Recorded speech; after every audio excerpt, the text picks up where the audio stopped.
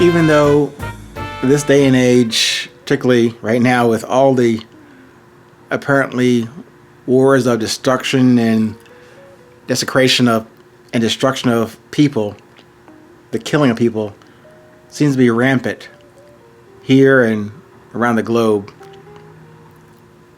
It's difficult to say, but it is still exciting to be alive. I guess if you give us ourselves the other alternative, we all know how good or bad that would be to be not alive. But at least let's start this day with being excited to live, being excited to be alive, and even going further, being excited to have that love we should be able to feel within us whenever we choose to feel it. I know it's difficult when you're facing difficult times and challenges and all that. But just consider this, I guess, alarming thought. Taking the time right now to feel excited to be alive. Today's topic is called Chase Nothing. Chase Nothing. That was inspired by, I guess, a casual review or memory about that statement, I think, in the Constitution of the Bill of Rights, that life, liberty, and happiness, those things, those qualities, we're supposed to be able to have those. Almost like they're given to us as citizens here. Yet I'm pretty sure you would say that lately those, at least two of those three things, maybe all three of those things, are not quite as tangible that we used to have access to, or even the ability to pursue them: life, liberty, and happiness. So maybe we should still have that capability and authority and responsibility to pursue those qualities, or could we just accept them because they were given to us, and maybe keep in mind that we should not take or waste time to squander those graces of life, liberty, and happiness. I say not to squander them or to ignore them or take them for granted, and I want to correlate those aspects or those qualities to that heartbeat that I keep talking about in these discussions with you. That heartbeat and the breath that you and I get on a very regular and consistent basis. But those observations about life, liberty, happiness, love, breath, senses, good, bad, and ugly, thoughts to observe, those things are all provided to us directly and indirectly in our daily meanderings or wanderings or journeys in this life.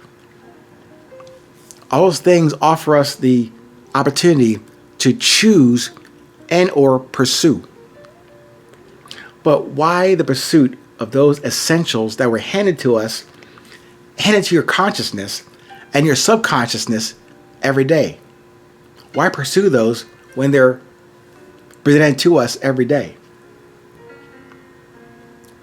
Now, whether that perspective of those things residing in us and has us visiting heaven and hell, or both each day, that should be a concern as well.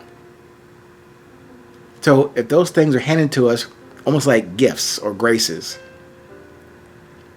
and we could be living in our perceived or actual heaven or hell, or we visit both of those in some aspects every day. Maybe the only pursuit should come from a different angle, a different level of awareness. It's not really a pursuit then.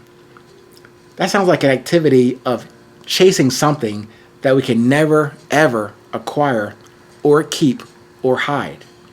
How about one word to simplify our direction and approach to and through this life.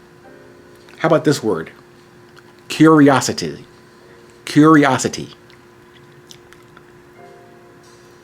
That term, curiosity, gives you the openness without that word expectation.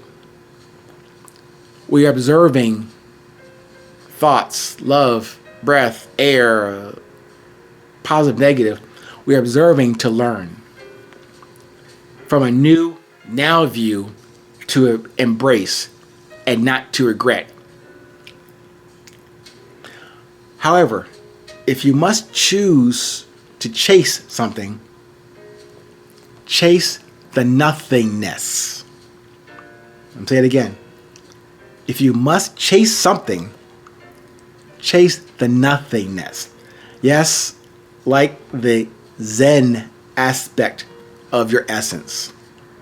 That's difficult to envision or feel as a non-substantive substance.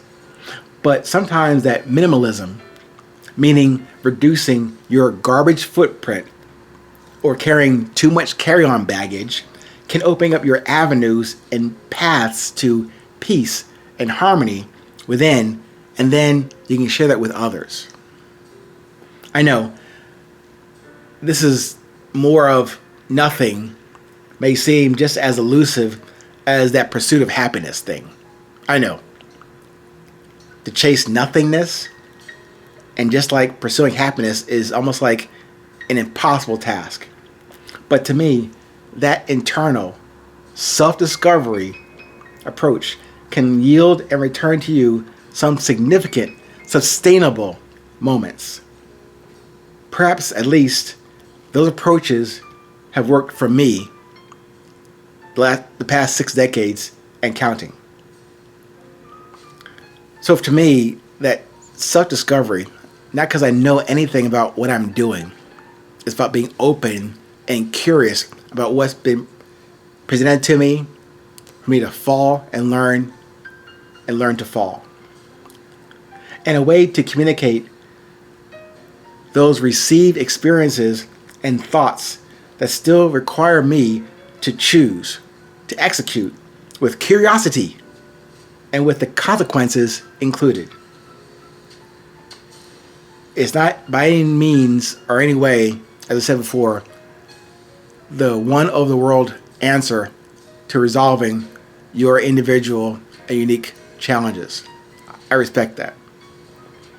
All I'm saying, as I mentioned in these podcast episodes, I'm relaying to you my experiences as not as a parameter or barometer for how you should guide yourself, but use it maybe as something that you don't want to do that I did in my experiences and learnings. Maybe you can use that as maybe the low level baseline and go to your level and your experiences and your ambitions, your purpose and your message. Please stay current, stay present, stay productive, stay curious, and remember, my friends, it's always 820.